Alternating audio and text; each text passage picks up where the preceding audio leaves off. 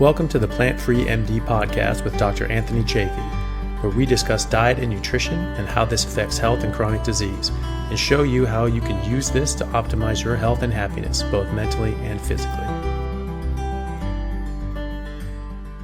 Hello, everyone. Thank you for joining me for another episode of the Plant-Free MD podcast. I'm your host, Dr. Anthony Chaffee, and today I have two very special returning guests, Tara and Natalie from the Discovering Ag podcast. Tara and Natalie, thank you so much for coming back. It's great to see you both. Yeah, it's good to see you. Thanks for having us back. I know, it's Absolutely. fun to come back. Yeah, definitely. So, for people that haven't seen our first episode and maybe haven't come across you yet, can you give us tell us a bit about yourself and what you do? Yeah, I'll get started. So, my husband and I are dairy farmers. So I'm a fifth generation dairy farmer. And my path, I guess, to agriculture is maybe a little unconventional. Excuse me. I started out in ag, but I left when I went away to college and got my degree in environmental science and didn't necessarily see myself coming back to agriculture. But that was, jokes on me. I ended up marrying a dairy farmer, coming back to ag in like a very, I don't know, unique way. In some ways, I ended up consulting for dairy farms across the Southwest on environmental issues. And I did that for more than 10 years. And then ended up meeting Natalie and started sharing on social media. And just life took a huge detour. My career took a huge detour and started, full time into sharing with people about where their food comes from, agriculture, and ended up starting a podcast with Natalie called Discover Ag. So I'll let her jump in there. Yeah, like Tara, we actually kind of have similar stories, which is kind of unique. But I grew up in agriculture as well. I actually grew up in the beautiful state of Montana, on a cattle ranch. So really great childhood, but like Tara, I did not plan to stay in agriculture. I actually got my degree in pharmacy, and I was practicing as a full-time pharmacist, clinical pharmacy, kind of in the hospital slash clinic, and absolutely loved it. And that is how I envisioned my life. I was close to our family ranch. I spent a lot of time there. I actually had two sisters on it, so I was very much involved in agriculture, but never thought I would marry a rancher. Never thought I would live on a ranch. Never thought my income would be derived from ranching. Never thought I'd be talking to people about ranching and agriculture. And when I met my husband, that's kind of when I went full circle. He was a rancher, and so he brought me back to agriculture. And like Tara, I kind of serendipitously found my way online. I actually started a direct-to-consumer beef business, and so that's what I was first using social media for. And then through that, little few turns here and there. And like Tara said, we kind of ended up starting the podcast, and that has become my absolute love, and what we've kind of devoted the last couple of years to. Good. So, well, how's the podcast going? What do you guys normally touch on? Obviously, there's been a lot of movement in the health space and certainly in the agricultural space in the last year, and maybe some very interesting times ahead. We'll see. How's that been affecting you guys? Yeah, it's funny because when we started the podcast, I remember thinking, so the premise of our podcast is every week we cover, like 3 to 5 trending news articles that are related to food, farming, agriculture, but they have more of like a pop culture twist. They're a little bit more like maybe consumer driven than like say farming driven. But we always tie it back to how things are impacting agriculture, farmers, kind of the heartland of America. And when we started, it was like, will there be enough articles to cover about like food and farming? And like jokes, obviously, on us now because this entire conversation going into 2025, whether it be politically, whether, just even all of the pop culture world, all of the Western culture world, everything is just blowing up and is so trending. And people are just talking about, where their food comes from. Everyone's wearing cowboy boots, everyone's launching a country album. Like it's just so mainstream now that yeah, there's always something really exciting to cover. Yeah, it's been a really wild ride. Like Tara said, it's been fun to kind of be at the heart of it. Luck was on our side when we started the podcast, kind of with all of this. As Tara mentioned, like Western culture's always been trending, which has been really great. You can tie it back to like Yellowstone, right? Or, whatever kind of was that tipping point. But I remember last summer when we had actually covered one of our articles was Callie Means because he had gotten into an X fight with Jason Kelsey over the Kelsey brothers cereal. And so we Oh, actually covered good. that as one of our articles. And yeah, that was the first time I ever actually came across Callie Mean's name Mm. was from that. And I'm sure he'd obviously been sharing before, but that's when he got on our radar. And so we covered him and we talked about it. And then not maybe 2, 3 weeks. I mean, it was a very close timeline. I don't know the exact timeline, but I was sitting listening to RFK Jr. give his resignation speech. And in the middle of it, he started talking about food. And I thought, wow, this is going to be something, right? We have a presidential candidate who has the whole entire nation's attention on him. And what he chooses to talk about is food and health. And I thought, this is really going to turn in something. And then lo and behold, 15, 20 minutes into him talking, he mentions Kelly Means. And I was like, we just covered him. Who is this guy? How is this happening? And then I feel like from there, it has just been article after article, left, right, agriculture, health, wellness, just like this whole Maha movement. And it's been fun. We don't cover that obviously every single week on our podcast, but I do feel like it has like kind of dominated the headlines lately. Yeah. So what were some of the ones that, have come up recently, some of the headlines and things like that you guys covered recently that were interesting? Yeah, oh my goodness, I don't even know where to start, but I feel like some big ones that in this movement have been like, the banning of like the red dyes in the United States. That's been a Hmm. huge part of this conversation. From that conversation, I feel like it gets even more into, in this whole dynamic, you have ultra processed foods kind of at the heart of the conversation, but then it goes out from there that it is like, who is supplying, the wholesale products to these companies? Where's the food coming from? Then it like gets into the farming practices. And so, Natalie and I talk about kind of like the intricacies and the nuanced in this because sometimes I feel like this is such a behemoth of a conversation. You do have like food, and then you have farming, and then you have organic farming, you have regenerative farming. Like it just goes out from there. And so getting into a lot of that nuance on the podcast has been fascinating because you just see it come up and you see, the headline, and it's like, how can we dive a little deeper into this? How can we look a little further? Because I think a lot of times, consumers are going to see some of these headlines, or they're going to see the things that, different people are sharing on social media, but then like end up with more questions about the actual like farming. Uh-oh. Okay. I was like, oop, is that me or is that? Nope, it's definitely Tara. Okay. I'm still here. Um, yeah. Okay. Wait a minute. Oh, I think we lost you there for a Oh, minute. you're back. Oh, Okay. shoot. Did I get lost? Yeah. Yeah. Yeah. Okay. Do I need It's to all say right. that again? It's okay. You, Natalie, do you want to answer? yeah. You had a good pause though. It wasn't like you had like a half like, like blinking one. So at least there was that. So no Not worries your there. Okay. best side. Yeah. I don't know, Nat. Do you want to jump in? Do you want to say what you were going to say? I feel like you were looking at something. Oh, no, I was just pulled up our articles to see what we had covered lately. We covered the egg prices. That's obviously been one, or, the egg shortages with the avian Mhm. flu. We covered that. Um, we covered, yep, red dye recently. There was a really big lawsuit in California. Some farms were sued by a couple environmental groups, three of them, and they were kind of forced out of a certain area right out of San Francisco. We covered that. We've done a lot of water. And then we also do fun things like we cover, there's Farmer Wants a Wife. There are, uh, country artists that we're covering. There's, the story behind Hidden Valley Ranch. So we like to have a kind of actually a meld between serious articles like that information side of our podcast and then kind of like an entertainment fun side too. So you get the best of both worlds. Yeah.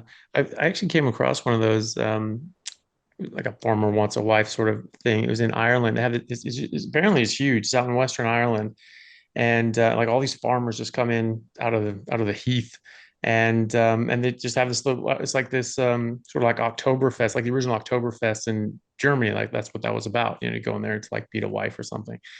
And they have this thing. They have this like convention like out in Western Ireland, and like apparently women just come from like all over Europe to like go meet like a farmer because they have land and they generally Listen, women marrying a rancher and farmer is, the ultimate. Mhm.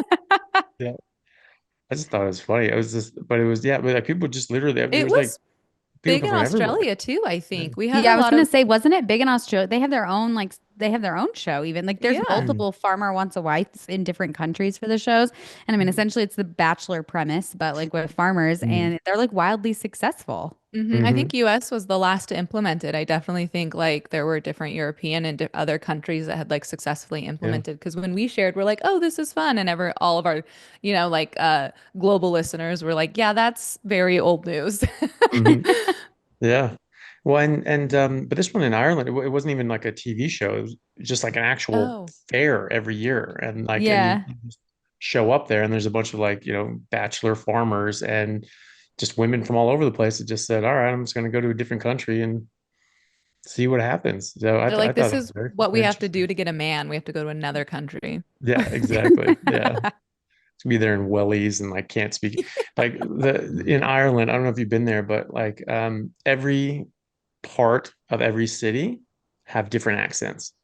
And as soon as you go outside of the city, they have different accents. And you get into the country, very different accents. And then you'll get like subsets of the country accent where people, like their families, have grown up in like a valley with like four other families for like hundreds of years. They have their own dialect. And so they come in to the hospital. I remember I was working rurally once, and and this guy came in. He was from one of those really, really small areas, and the boss that was rounding, I was an intern. He just goes, he's talking to him. He's like, hey, so he's like, you're in good hands. You're doing very well now. Your bloods are looking great. Like you're gonna be out here in a few days. How are you feeling there, sir? And the guy is just like, how are they so slow? And like the boss just sort of like looked at him, looked up at us, and goes, anyone get that? Anyone? And no, I'm like, don't look at me. Like I just got here, and like no one could understand what they were saying. It was funny, and because they would just have even their own dialect inside their own area. So yeah, I don't know how that worked with like the meeting a wife thing. Google Translate's not going to work for that. Yeah, that's not going to help you with the dialect at all. No, no. So that would be interesting too. But those are fun. I was um, I was thinking as well, there's something weird too with it with the egg shortage, obviously with avian flu, but someone made a good point. Like, why is it that the only bird on Earth that we're worried about for the avian flu are chickens, that we eat and have eggs from, and the only animal that we worry about methane from is cows that we eat. So like, nothing else is a problem apparently. And that's a bit suspicious in itself. But I remember a couple of years ago, maybe you guys know a bit more about this than I do, but I there was at one point there were chicken, egg farms that were getting burned down, and there was at one point it's like 1,000 burnt down in a year or something like that. Had you guys heard of that? I'm sure you had. Do you know anything about that? Yeah, I think that there definitely, obviously things have happened on farms. Mhm. We covered like a farm that was a fire at a dairy farm actually, and it was a crazy story. And I feel like you see those things on social media, and especially in the social media world we're in, where it like blows up and it goes everywhere. And then I think there's obviously like a lot of I don't know if conspiracy is the right word, but people Mhm. run with it, right? Like I think these kind of things have happened for a while. We obviously know in these cases with poultry, they're going to be bigger barns. So you're going to hear about like mass casualty of chickens, and that's going to make such a headline and such an impact. When in reality, like if there was farms that were burning down previously, it just wouldn't have had maybe the same like it wouldn't have the same national media coverage as it's going to have now. And so I think that is one of the issues with like the consolidation, especially within poultry industry, that is that's tough. It's complex, and poultry farms are like bigger than they've ever been. And so when you lose one, I mean, it's a big hit to the population. Mhm. Yeah, I think the numbers in poultry barns are shocking to a lot of people.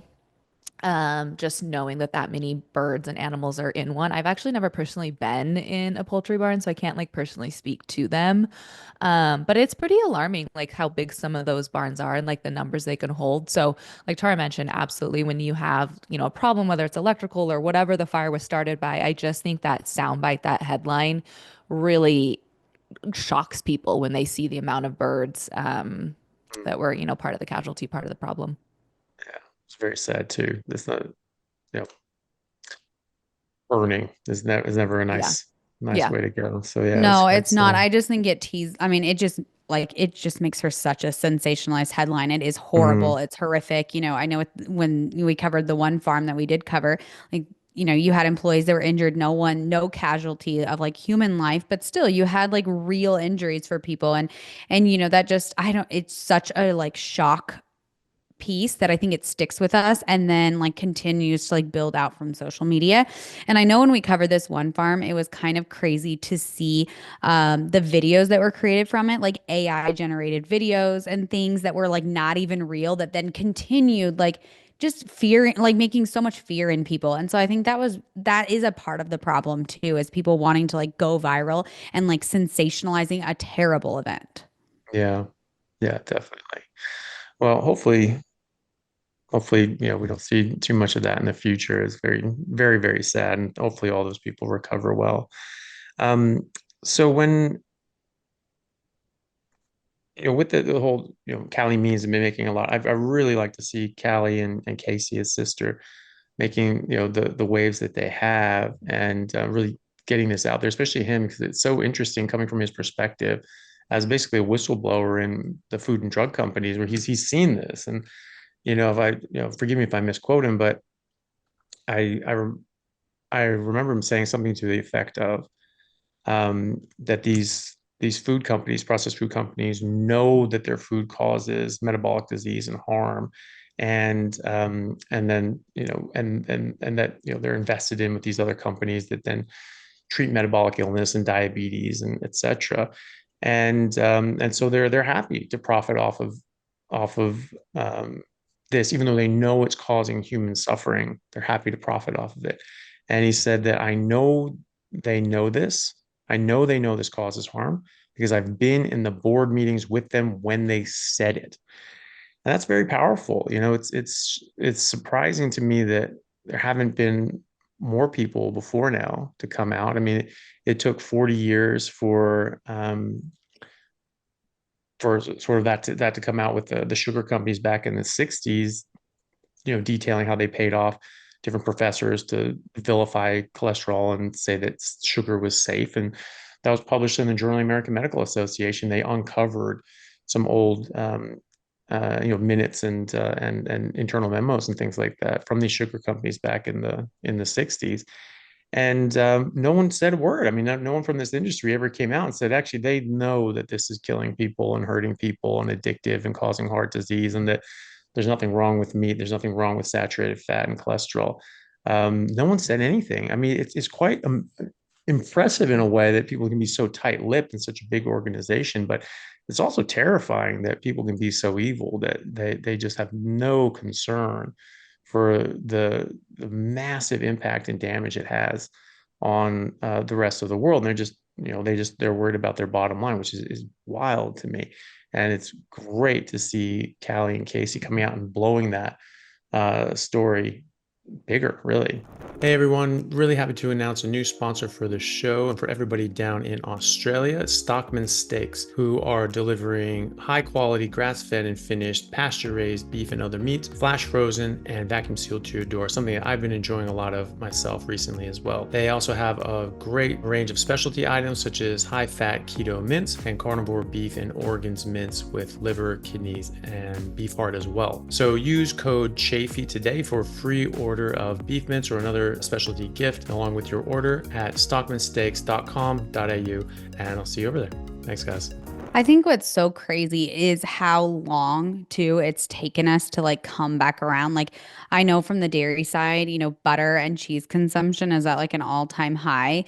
I've seen some hilarious memes and different things, online about it, but it is like there's a insurgent of like animal proteins coming back around. But you think about the decade after decade that we listened to all of that research that said that fat was, the devil and it was the enemy and that sugar was fine and let's remove. I mean, I still walk through the grocery store and can't believe how many non-fat options there are, or how our school lunches in the United States have to be fat-free milk. That's still there. And it's like, how in 2025 are we still so backwards on research that we know was, misguided at best, I mean, flat out lies after that probably. But like it is crazy that it's taken us this long and we're barely coming back from it.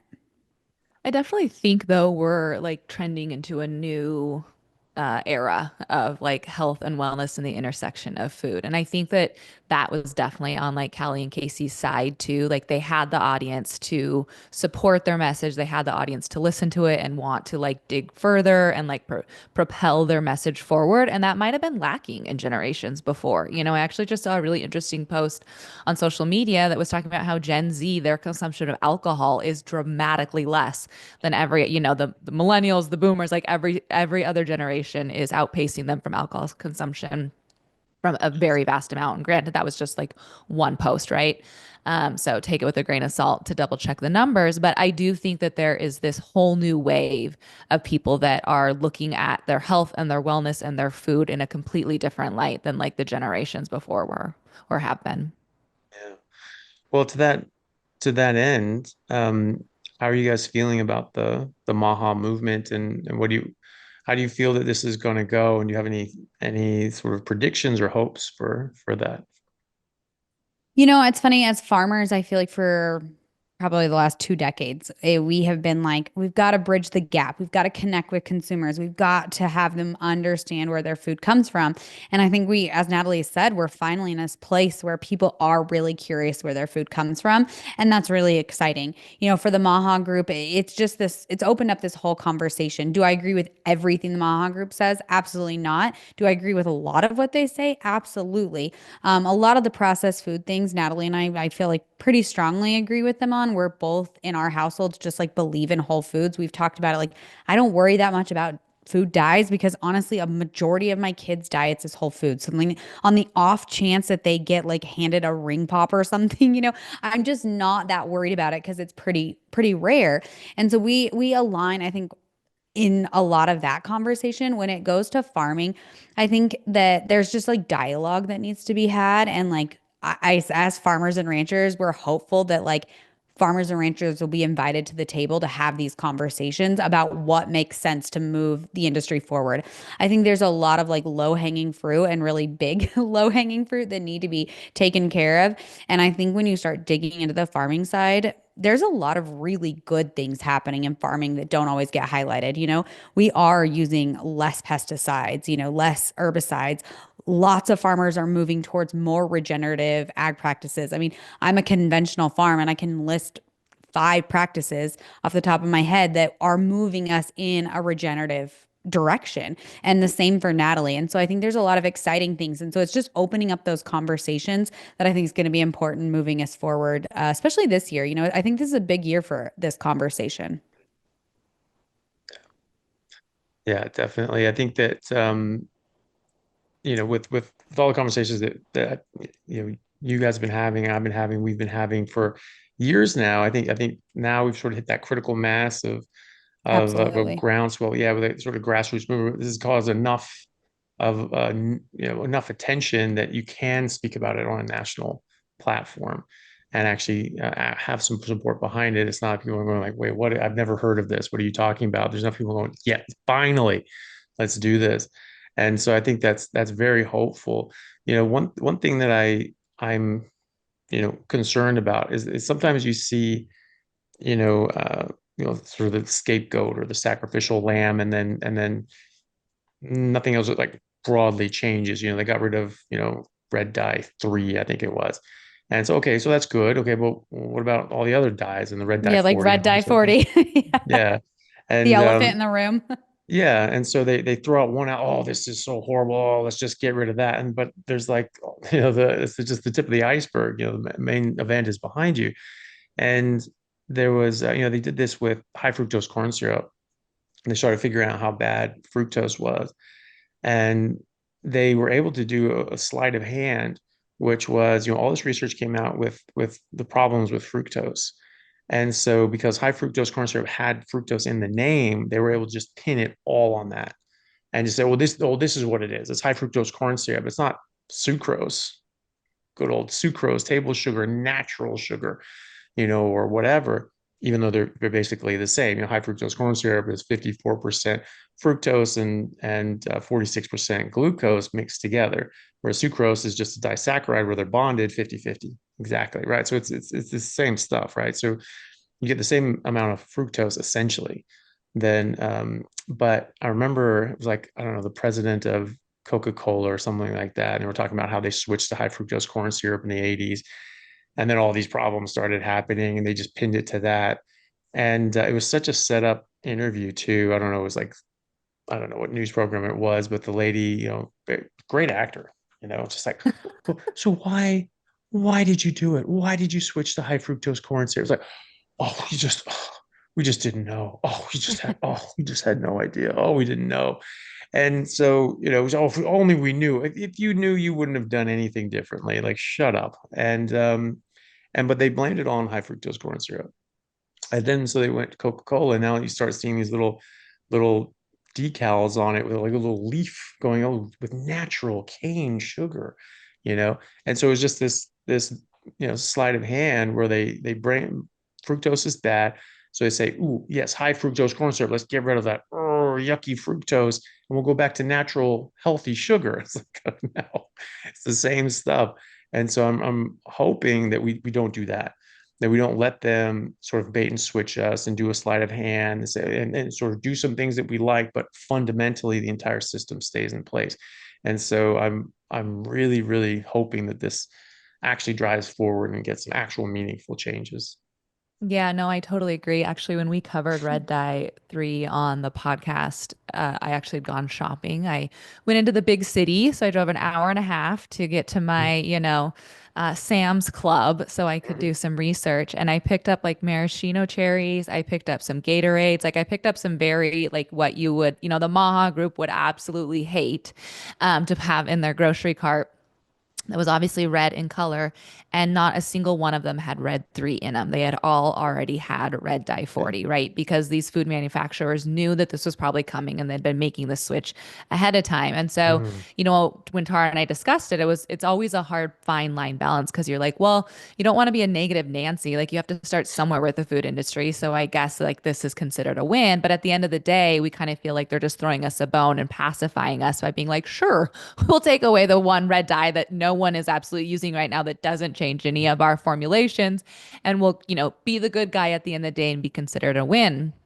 And it's the same thing with we talk about all the time. It basically falls under the category of greenwashing, which is what you're talking about, is that they'll play the words and the verbiage on the outside of the packaging to present themselves as a certain way to the consumer, when at the end of the day, like you said, whatever sugar it is, it's still having the same effect on the body, right? Or whatever natural they put in front of a non-natural product, like it makes the consumer feel good, like they're getting something better, but they're not. And so I think, I mean, we've talked about this a ton on the podcast, and it's like a small little soapbox I have, but like we have to take care of like labeling and marketing and greenwashing on food packages because it's absolutely a problem. And thankfully, we kind of are. Like on the podcast, we've covered a handful of different lawsuits now of people who are, food corporations that are getting sued or like having to reword packages. Like I think they're starting to pay attention to it because it's pretty wildly out of control. Yeah. I was sort of thinking about that too. We're talking about these dyes, and these dyes that aren't allowed in Europe and elsewhere because they're harmful. And I mean, I've spoken to pediatricians who talk about how that dye, and I believe it's red dye 40 in some of the liquid kids, whatever, cough medicine, painkillers, whatever.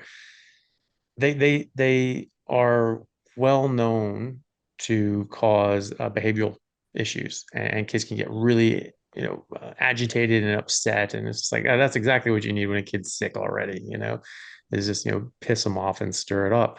But so that's something that's been noticed. So I do think that those are positives, but one thing that thinking that again is looking at the high fructose corn syrup. That's so bad. What about the rest of the stuff in the Coke?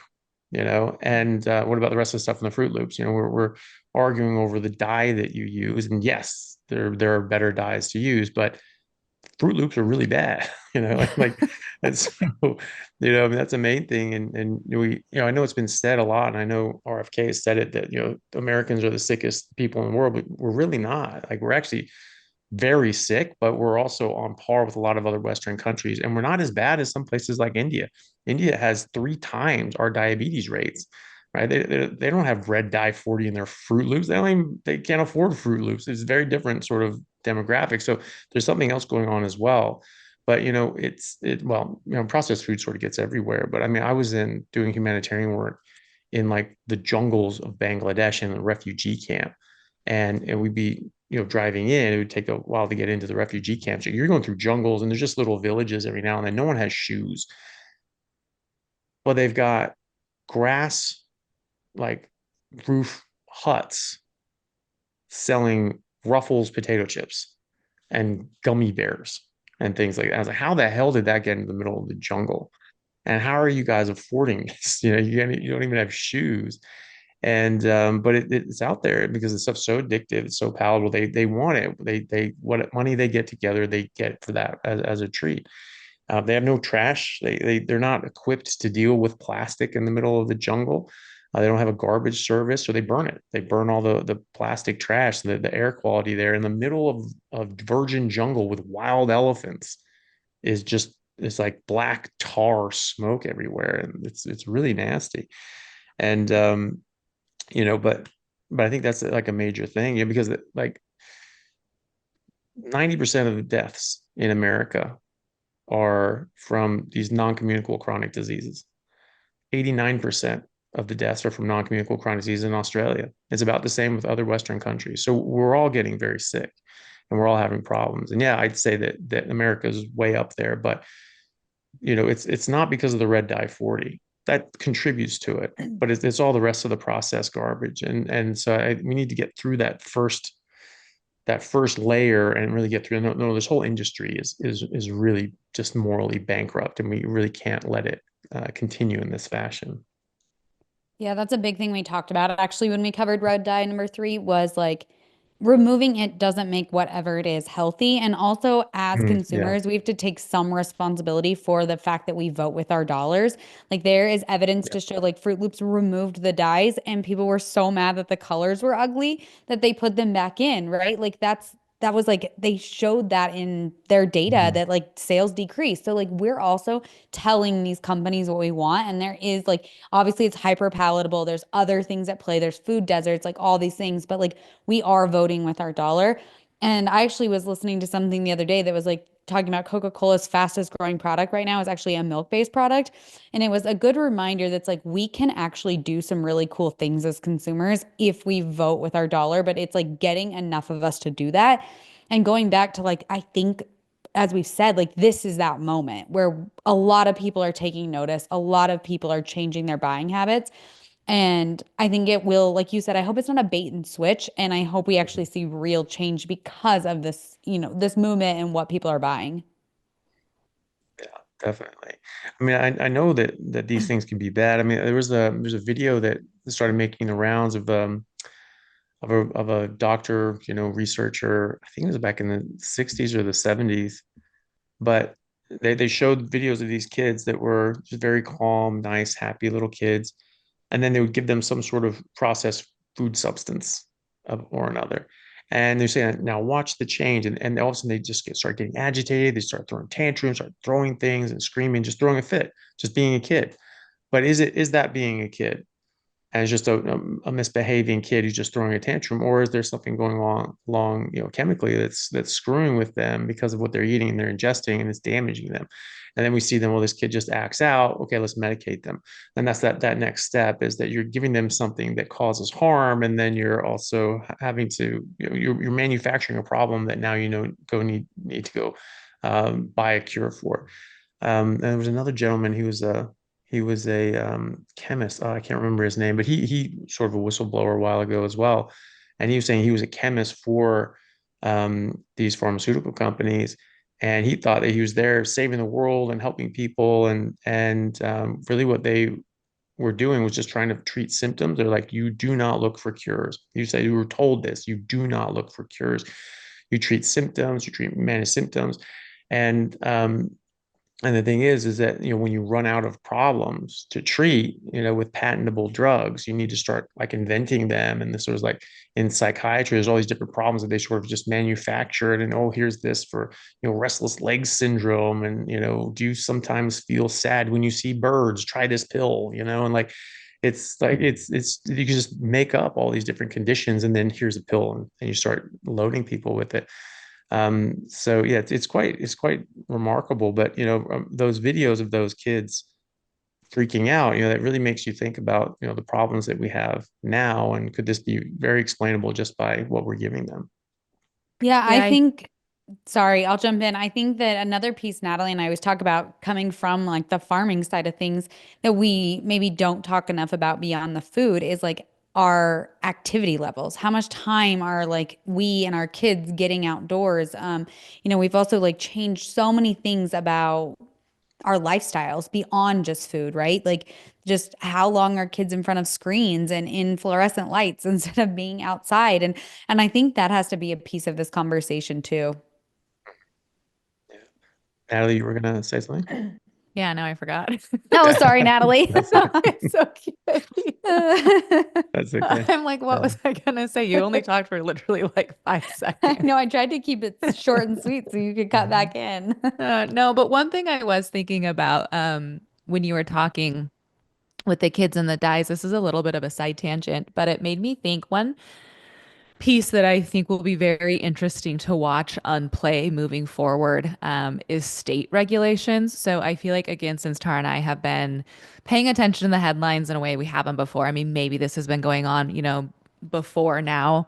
But now that my eyes are on, the headlines every single week, I think it's been interesting to see different states step forward and try and ban different things. I just pulled up on the podcast because I wanted to double check. I couldn't remember if it was Alabama or Arkansas, but it was Arkansas. We just covered them on the podcast maybe a month ago that they are trying to implement a statewide ban on, they called it like junk food, but who knows what it would actually be into. California has obviously been leading the way, like with different bannings of dyes. I saw a headline that Oklahoma was looking at being one of the first states to actually ban red dye 40. We've covered Florida State, who wanted to ban lab grown meat. And so I do think it'll be interesting to kind of see if people are so convicted, if you have, especially, politicians, like people in governmental positions that are very convicted in this, health, this intersection of health and food. What will we see come out of some of these different states trying to do it? If you can't get it done on a federal level, right? Like, what are we going to see with each individual one? Well, that's a very, very good point. Because doing this at a state level is really important because you can't just wait for, the federal government. That's not how, our system was set up in the first place. We're supposed to be local. Your own community say, hey, what's best for our community on up, and at the state level, these are sovereign states. They're supposed to, I mean, I didn't get taught that as a kid. You have to like drag that out of people. My parents were taught everything about the Constitution and how the country was formed and functions. And then that goes away, and you're sort of taught that, oh, everything comes from top down, federal, this, then. It's not the case. We can do this at the state level. And the more states that start to do this, at the state and local level start to do this, then that can filter out. You don't need federal legislation for this. You can just do this on your own, and that will affect the markets as well, because once we're voting with our pocketbooks, once we're getting local legislators to affect these changes, they're going to have to shift gears. And they're going to have to say, look, this isn't a viable business model anymore. We're going to have to switch gears and do something that people actually want and doesn't kill them. That, I mean, you know like Simple that's asks. yeah. So it's something anyway. But yeah, doing it at the state level is very good. I did see recently with Callie Means again. He was arguing in front of the state legislature in Arizona for getting soda out of the SNAP, the food stamps budget, because and he worked on this on the other side of that.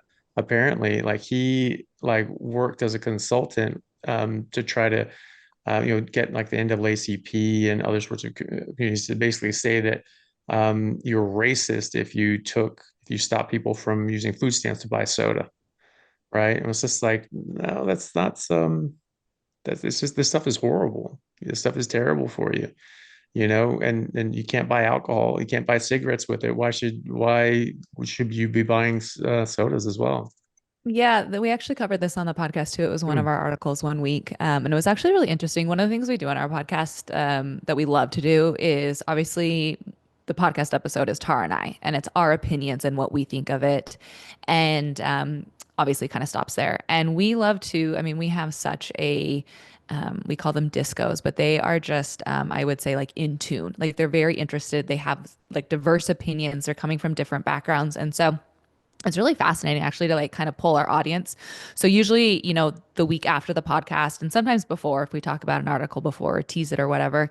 But we're always carrying the conversation over to like our Instagram page.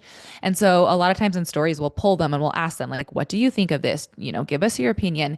And it was actually shocking how split the opinions were on soda being allowed under SNAP. And it's kind of interesting to sit back and hear people will write you very long, detailed explanations of why they feel one way or the other. We had people who message in that grew up on SNAP. And so they're like, I feel like I can actually talk about this. And they gave their opinions.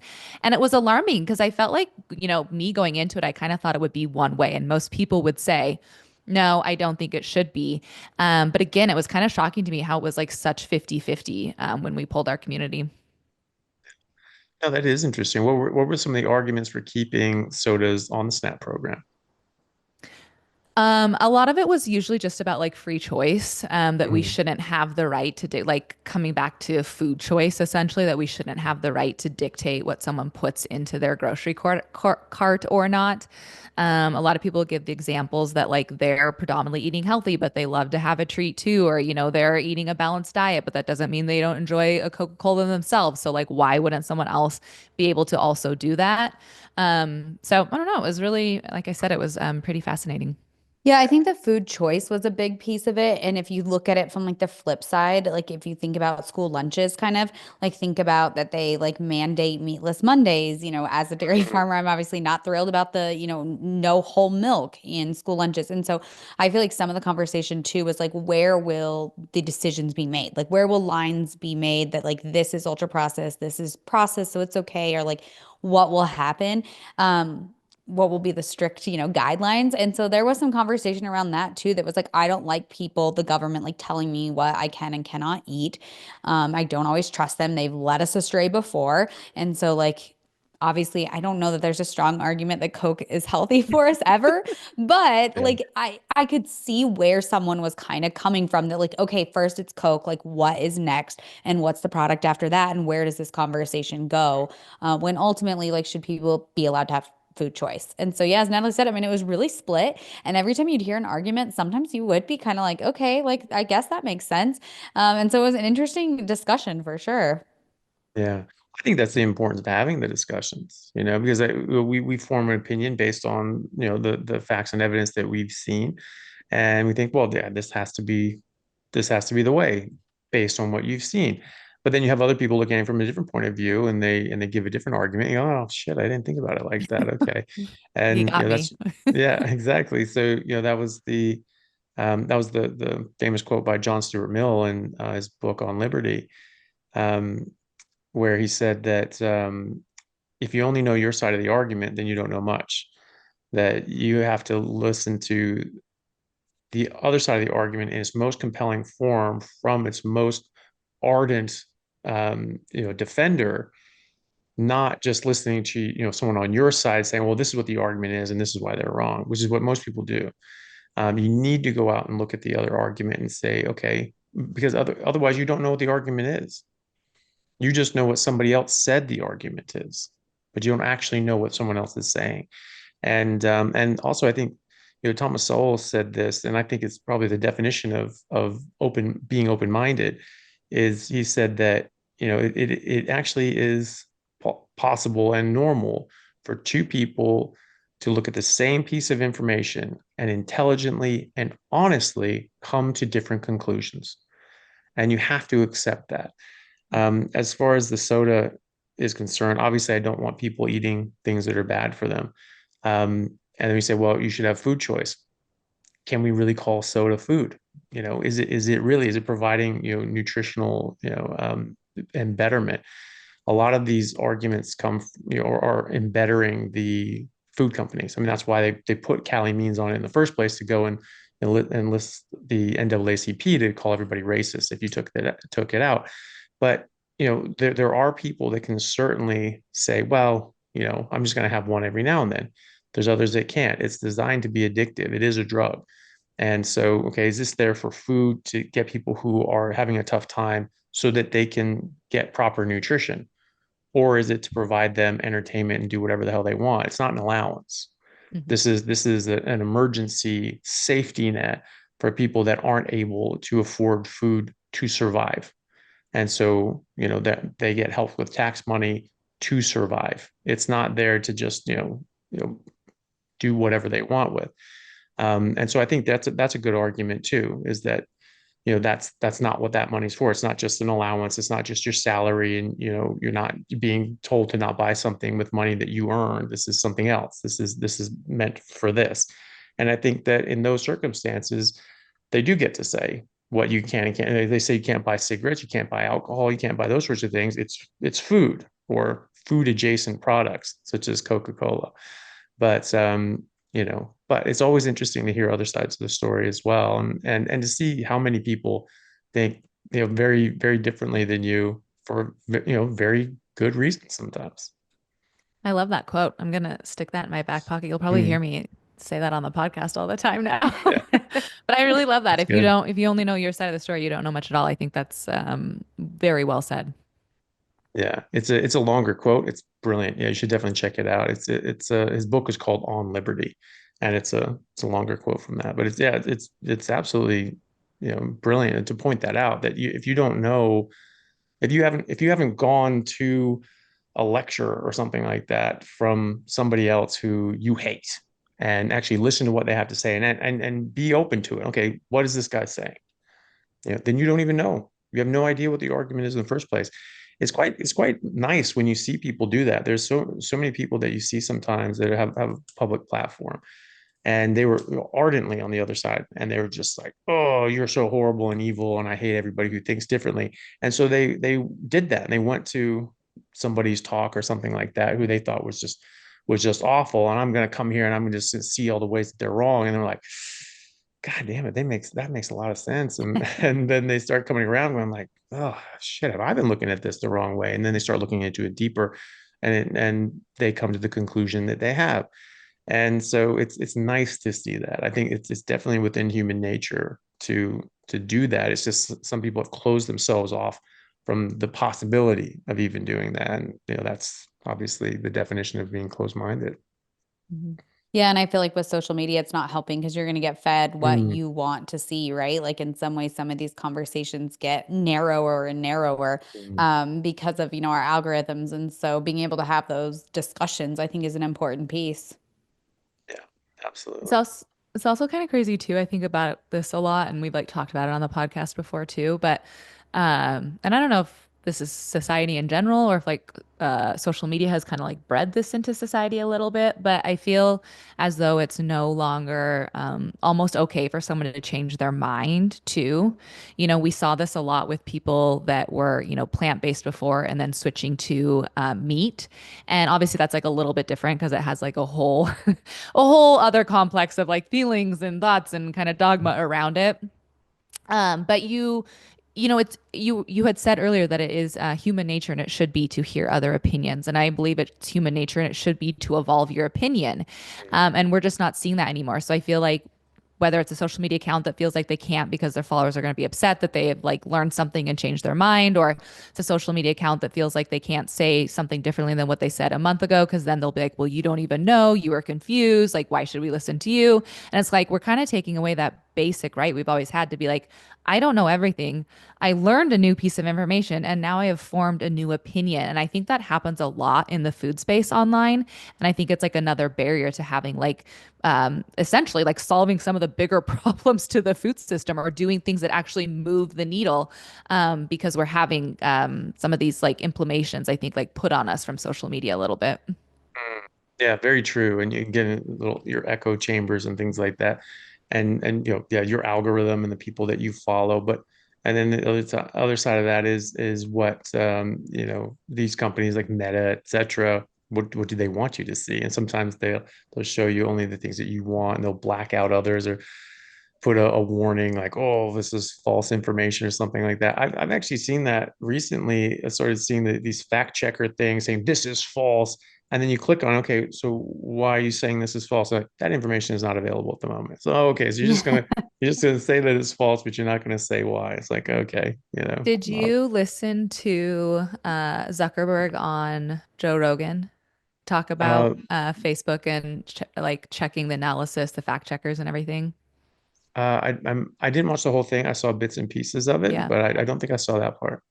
It was really interesting to hear him Mm, talk about, and there's lots of people saying reasons why he, has come out to now have this like quote unquote change of heart about, Facebook Meta's approach to this. But it was really interesting to hear him talk about how essentially they were wrong to do those fact checkers, like some of the pressure put on them for fact checkers, was actually really interesting to hear him talk about it too from like a almost technology standpoint where he was giving an example talking about how you have this misinformation.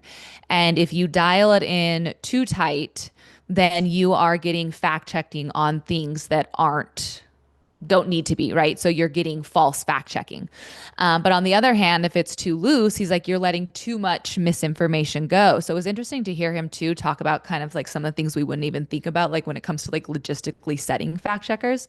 Um, but he also talked a little bit about how like X is now a free speech platform, and I think you're seeing a lot of people love that, and so Facebook is kind of switching to adapt to some of the ways that X has historically handled it with like they have community notes, I think is what it is or something. And so I don't know, it was a fascinating discussion that I will again be interesting looking forward to see because I mean, social media is how we get news now. It is how we converse and carry forward. And so it does play a really big role, like you said, when you are having things, whether it's false, not being fact checked or true, being fact checked, the way we get our public knowledge and the way we're like having conversations and approaching changes we want to make. So it'll be interesting looking forward to see like if that makes a difference or not.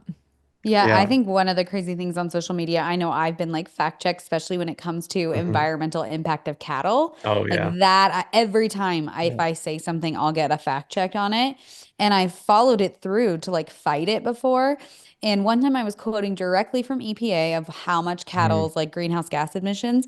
And it was like, well, according to Australia, there was this study that said, and so it also like that, like thinking about the back end, like it's like, okay, so which fact checkers get to be right? Like, so Mm, Australia holds more, weight than like EPA in the United States, like, and that was what I was like, this is nuts. Like, this is mm, accurate information. And I got fact checked and like put in, Facebook jail. So mhm. the joys of that. And so it is kind of crazy, thinking about like, yeah, where the fact checks are coming from. Hey guys, just want to take a second to thank our sponsor, Carnivore Bar. I don't promote many products because honestly, all you need to be healthy is to just eat meat. For those times that you're out hiking, road tripping, or stuck at work and you want a nutritious snack that is just meat, fat, and salt if you want it, the Carnivore Bar is a great option.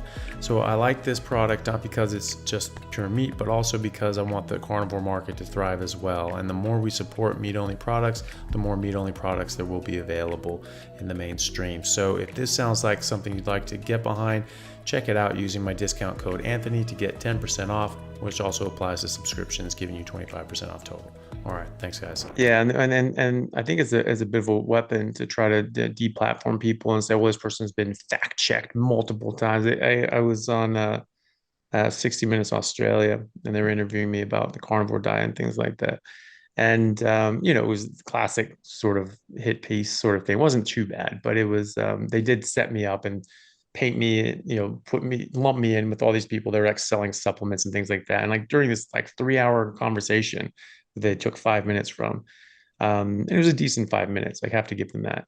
But I explicitly said, this is a way to get people off supplements, off medication. They don't need to spend a bunch of money. They just need to eat properly and they can just be healthy. They don't need a product for this. It gets them away from those products. and they lump me in this category of all these people just trying to sell these supplements. They just make up this problem, and then sell you the. I'm like, that was exactly what I was saying. This gets away from, and they lump me in with that. But in that too, they're like, oh, this Perth-based doctor has been fact checked multiple times. They just use that. Oh, Jesus. And the fact checks, like I pursue these as well, and I fought with them, and it's just like they're it's just complete nonsense what they say. Like I had one thing where I was talking to someone, and we were talking about like methane and things like that. And I pointed out, I was like, well, it's actually not, cows don't make methane. This is part of the ruminant process, this fermentation process from the bacteria. So it's not the cows doing this, it's the bacteria doing this, and the breakdown of this plant material happens in or outside of the cow. And there's, oh, well, the conditions inside the cow, who gives a shit? It's the bacteria doing it. And if they're going to break down out in the nature as well, it's going to be from this bacteria. And it's going to be the same exact amount of methane is going to come out, because that's how chemistry works. You balance the equation. You have this chemical with this chemical goes to this chemical, right? That's how that works. And so if you complete that chemical process, that you finish off that equation out to the end with use all the substrate, you are going to have the exact same amount of methane at the end of the day. And so I pointed that out, and they were like, and they were just, they said this was false and all that sort of nonsense, and that, well, actually in cows it is not necessarily, some places are dry and it's not gonna. I was like, oh, just shut up. And there was like a number of like academics and things like that came out and said my exact same thing. And I said, like, hey, listen, there's more and more people saying this. This is what I'm saying. I want this to be retracted, and I want an apology. And they were like, well, we looked into it and we still think you're wrong. We're like, And that's yeah, it. That's end the conversation. yeah. And so, yeah, it's just ridiculous. But if you look at what I said, all I said was that cows don't make methane, bacteria make methane. That is a factually true statement. Like there's no disputing that. And but yeah, they want to stick these labels on you because they want to shut you up, and they want to make it, they want to discredit you and make it look like this is not a credible source that you should listen to. They've been fact checked. But now, because that they've just done that too much, they've overplayed their hand. On my first, I've had two fact checks at this point, which is actually shocking that I haven't had more. But they're always on environmental stuff though. And but on the first one that happened, it I had just a litany of comments that just said, well, now I trust you more. It's like, this is getting better. If you're getting fact checked, you Good must be onto credibility something. now. I Yeah, was gonna say, at exactly. least you're saying something worth fact checking, Like Yeah. what are the other people saying? Well, there's that too. Yeah. I did see someone like made a meme about it, or short clip about Zuckerberg trying to, like, relate to Joe Rogan. And some people think that, like, maybe she's trying to claw back some Mhm. credibility after doing some messed up things, and say, oh Yeah. no, it was really, I'm cool now, I'm cool Zuck now, and all that sort of stuff. And one of the things he was talking about how cool bow hunting was, and how that's really like the best way to do it. And so he's talking to like an avid bow hunter. It's just like, yeah. And so Joe Rogan's like, oh yeah, what kind of bow do you have? He's like, Forget. well, yeah, it's been such a while. I haven't really gone this year. This is like, do you know one name of one brand of bows? Zuckerberg. And it's like, the answer was no. Couldn't think of anything. So it's always funny to see that. But There's a yeah, meme sorry, going go ahead. around right now of like, Zuckerberg from like 10 years ago and then Zuckerberg now. Obviously, like you said, big difference because he has gotten into like one of the martial arts, I think, and I can't remember which one. So he has like beefed up a little bit just from like physical Mhm. appearance. So the photos, were quite a juxtaposition. And I'm sure whoever made the meme like chose the most jarring differences they could between one human. But it was like Zuck on seed oils versus Zuck on beef tallow. And so it's Mhm. kind of Yeah, funny. But yeah, he's yeah. getting a lot of flack, which rightfully so. I listened to an interesting conversation, and people could put this in like kind of conspiracy or not totally, but they were talking about how they believe, some people think that Meta Zuckerberg actually hired almost essentially like a brand strategist for him to like redo Yeah. his image because, as you said, he had like strayed so far and seeing again, how popular X was and some of the different things with Meta and the backlash. Like at the end of the day, he's afraid of losing his platforms 100%. And so it was interesting to think about like, gosh, is this like a brand strategy campaign that he's, like rolling out with like new and improved 2.0 Zuckerberg for I the people? Yeah, I would be willing to bet money that that is Yeah, definitely the same. case. Yeah. And even if it wasn't even his willing, his marketing department probably came to him and was like, we need to do something No about one likes you. all of this. Yeah. Yeah. Yeah. And like getting back to the fact checkers too, he's talking about, well, it's so difficult to fact, who put you in charge? Who put these people Yeah. in charge of fact checking? Like who are these fact checkers? Who decides who gets to fact check them and who made them the arbiters of truth?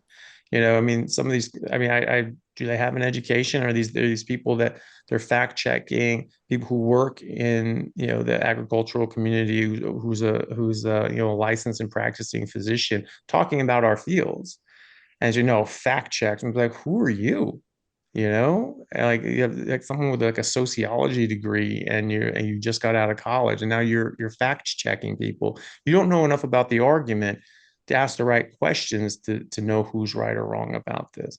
What they do is they for some reason target someone that they don't want, and then they try to find reasons why they can say this was false, right? And that's what they did with me. I'm sure, and that's what they did with you too. They said, "Well, oh, this is a quote from the EPA." Oh, but some guy in the outback named Dingo Dan, he said that something else, Let's and blame so everything on Dingo Dan. That's yeah, exactly. perfect. And but it's just like, okay, well then don't fact check me, fact check the EPA, right? Mhm. Yeah. And but they don't do that. They just try to find some reason, and for me, they found some guy who made some, you know, twisted, convoluted argument about, in different humidity levels and places and this and the other, the release of methane might be quicker or less, or this. It's not what I said. It's not Yeah. what I said. I just said the bacteria make the methane because they're the ones with cellulase, and they're the ones that could degrade fiber. And so I don't think that they're doing this honestly. I think they're targeting people directly and then trying to find reasons why they can fact check them. And it's just just an excuse. It's plausible deniability. Well, no, we found this thing that you could argue fact checks it, but it's I don't think they're trying to keep things, keep misinformation out, because I've reported people that like blatant lies, like verifiable dangerous lies, and oh, we've decided this is fine, and because they're not, somebody that they're concerned about. Have you talked about environmental things lately? Methane. Like, have you had any of those conversations lately?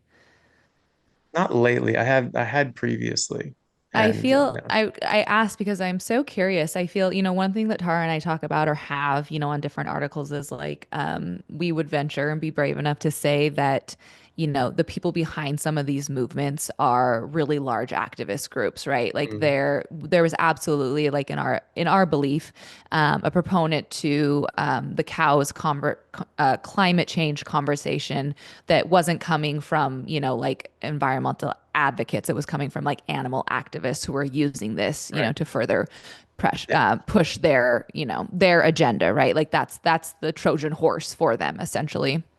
Um, and I'm so curious because I feel like lately, when we used to guest on podcasts, we'd get asked, like, we want to talk about cattle and carbon footprint and methane and all these things.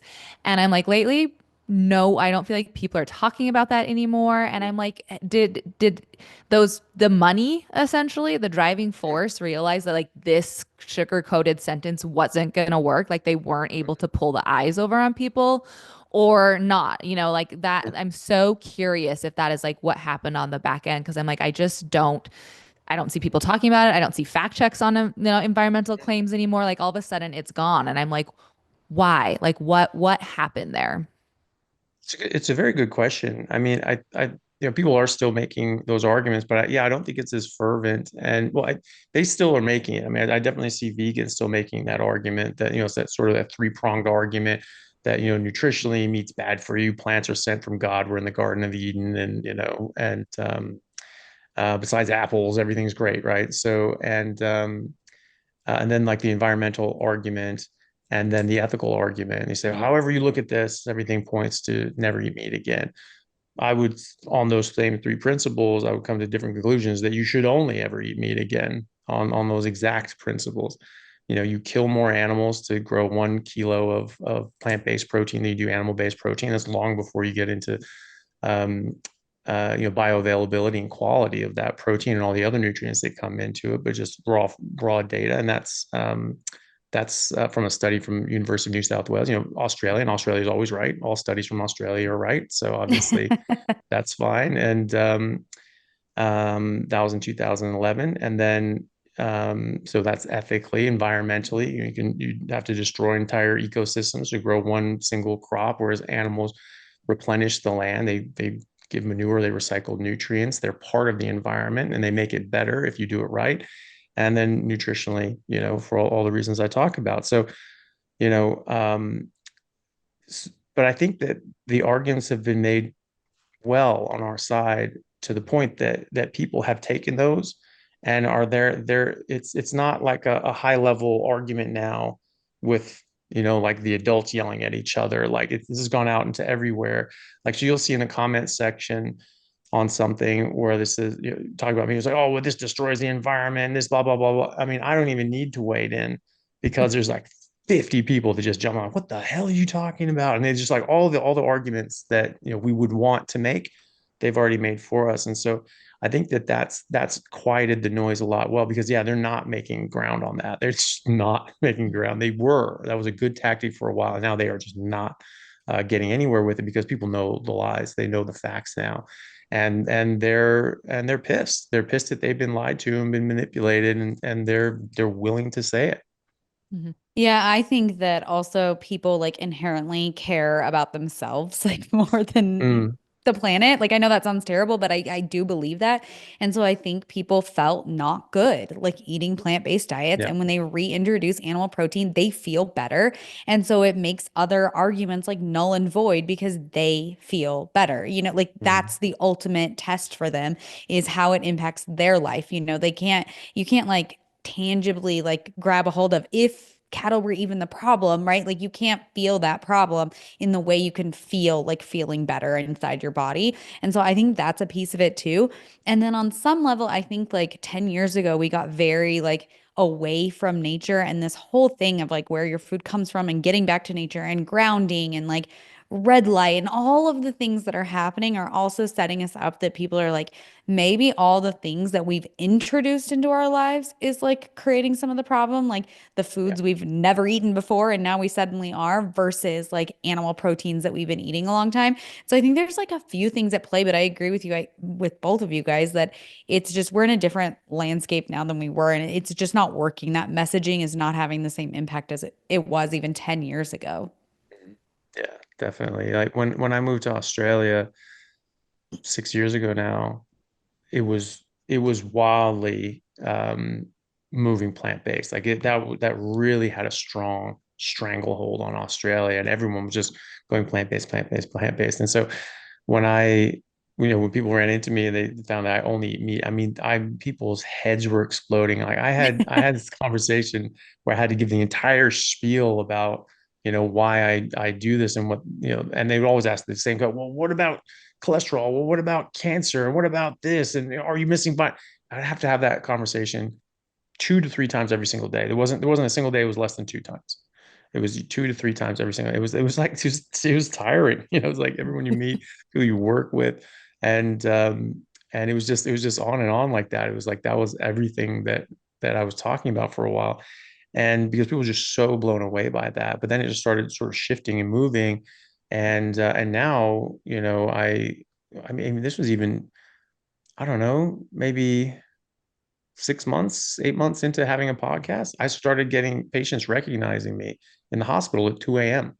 I'm there admitting a patient who had a blocked, VP shunt, so ventricular peritoneal shunt, where you have hydrocephalus, you have to shunt that excess fluid down into your abdomen. So this is part of, he was one of our neurosurgical patients. He had a blocked shunt. So I'm seeing him. And then I came back to like get some of his notes. And he just asked me, he's like, hey, can I ask you a question? And I said, yeah, sure. He said, um, do you just like only eat meat? I was like, yes, like why do you ask? And he was like, well, actually, I follow you on social media, really like your videos. I've been thinking about trying it myself. I was like, oh, that's great.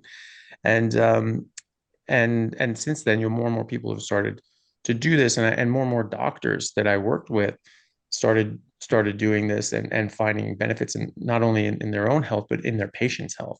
And they started really getting excited about it. And I think that this could be something very positive in the medical community, because a lot of people I've spoken to were really burning out as doctors, because you work for decades and everything you're doing is going nowhere. You're not helping anybody. You just see them getting worse and worse and worse and worse and worse, and then, dying of horrible illnesses, decades down the road.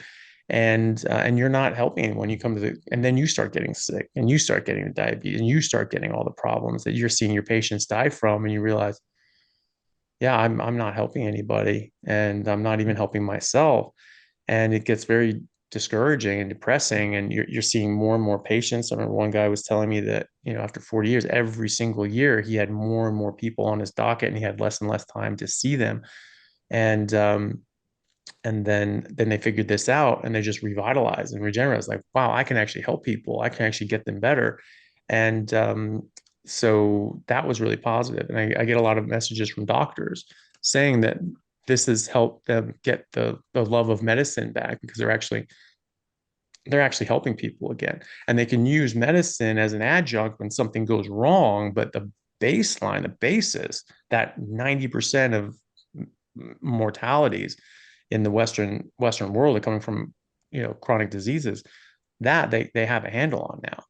And then, to your point, with patients, I've had a number of patients that were very, worried about doing like a meat only diet. You talk about all the different sorts of things and give them resources. And some of them, like this one lady in particular, but this has happened multiple times. Her daughter really pressured her to go onto a plant-based diet, and she had, a lot of excess weight. She was actually putting more weight on this plant-based diet, and not feeling well at all. And her daughter was just so like, no, you have to do this. This is terrible. It destroys the environment. It's killing things, all these sorts of things.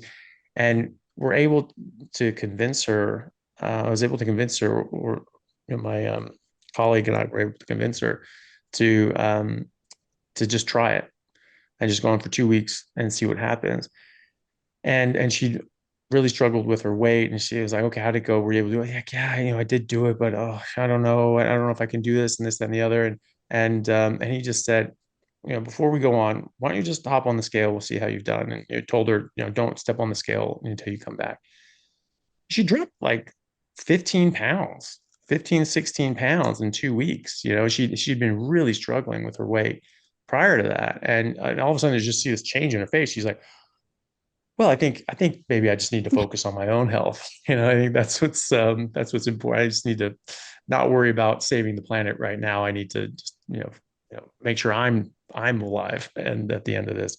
And sometimes that's enough. And then you start, and that opens the door saying, okay, well, look, actually this works, and I feel a lot better, and I'm getting a lot of health benefits. You know, Tell me again about how the environmental part's bullshit, and then it sinks in there as well. So thankfully, I think this is moving in the right direction. Hopefully, we can keep pushing it in that direction. Yeah, I think for sure we are. I mean, I have followed more bloggers and seen them go from plant-based to talking about, their meat bowls in the morning and, their Same. Yeah. colostrum they're taking and, their raw milk that they're drinking. I mean, I think we're absolutely coming kind of full circle back around. And it's really cool to see animal protein at the center of that and kind of get, the limelight it deserves and, had at one point. And obviously we're biased in saying that because and not because I raised the animals, but because I feel like I'm biased in saying that because I have grown up eating protein my entire life, right? Like I didn't realize that that's not what people do is like create, their meal around animal protein almost at every single breakfast, lunch, and dinner. Like that's just how I grew up eating for 37 years of my life. So, I'm biased in being like, I'm so glad animal protein's getting, the limelight again because it is good for us. It is good for women. It's important to have in our diets. So yeah, it's cool. One of the things we do on the podcast, every once in a while, it's kind of like a fun little segment. If something's going viral, we'll like taste test it or, drink test it if it's a drink. And I don't know, what was it, like 6 weeks ago? Bone broth hot chocolate was going viral on TikTok. And so we obviously tried that on the podcast. But I remember, as we were talking about it, just you couldn't have, I mean, I had seen, Tara and I talked about it a lot, like the pendulum swinging. Like we could see people were starting to shift away and make some of these changes and like understand, the environmental claims aren't there. And, I am feeling better. Like this is how we should be eating. But I don't think you could have paid me to believe you that, viral TikTok would be bone broth hot chocolate. Like you would be having, influencers and bloggers like consuming bone broth. And so it's been kind of fun to see something that is so good for people like come back into our diets and kind of like the social media limelight. So that's actual hot chocolate in bone broth. Uh-huh. Yeah, you use it as like the base instead of, water or milk. I hate to ask, but what was it like? It was surprisingly good. I would say if Okay. you were used to having Starbucks hot chocolate, it was not that. Like it was not as sweet as that. But and it had a little bit of like the bone broth flavor, but it actually was not terrible. Like I feel like if you are looking for like a morning, like I don't drink coffee, and so I feel like if you are looking for like a morning warm drink, it was right before Christmas. I feel like that it was going viral. So like very much like that feeling of, Christmas, having a warm glass of something in the morning. And so I don't know, it wasn't terrible. It wasn't terrible, surprisingly. That is surprising. I had to So, zhuzh mine up though, I think, because It definitely took some zhuzhing, like some the bone cinnamon. broth I had on hand was like a turmeric, it Yeah. had like some flavoring to it. And so I think I remember pouring like Fairlife chocolate I had kind of in there with it. So I kind of, I made a concoction, but it wasn't terrible. that's funny. Yeah, you know, I'll leave You'll that to listen to better us. You'll be people than like, you me. all Yeah. believe you girls. It's He's like, like, no, thanks. take your word on that. Yeah. Yeah. Oh, that's funny. Well, thank you both so much. It's been an absolute pleasure. Is there anything else you guys would like to say or tell us how we can find you and follow you and see more of your work? Yeah, definitely. If you are listening to this, you're probably like a podcast person. So go check us out on our podcast, Discover Ag Podcast. We're also over on YouTube, and then you can find us on all the social channels. So our podcast has an Instagram page, and as Natalie said, it's a pretty fun place, I think, to hang out and have these conversations. Our comment section is like usually a very interesting place to see good discussions, like back and forth, of people within agriculture, outside of ag, like giving their opinions about different like food related topics. And so that's at Discover Ag Podcast. And then you can also find us on our personal channels. Both Natalie and I have our personal Instagrams as well. Natalie's also pretty big on X. So you can find her over there as well on the, free speech platform. Lovely. All right. Well, thank you both so much. It was great to see you both again. And yeah, thanks for taking the time. It was just lovely to see you both. I'll put links down in the description where people can find your work. And please do go find and follow them both and see more of their stuff because it's great. Thank you both so much. Great to see you and hopefully see you again soon. Yeah, thanks for having Thank us. you. Good to see you. No problem. Hey guys, thank you very much for taking the time out to listen to what I had to say.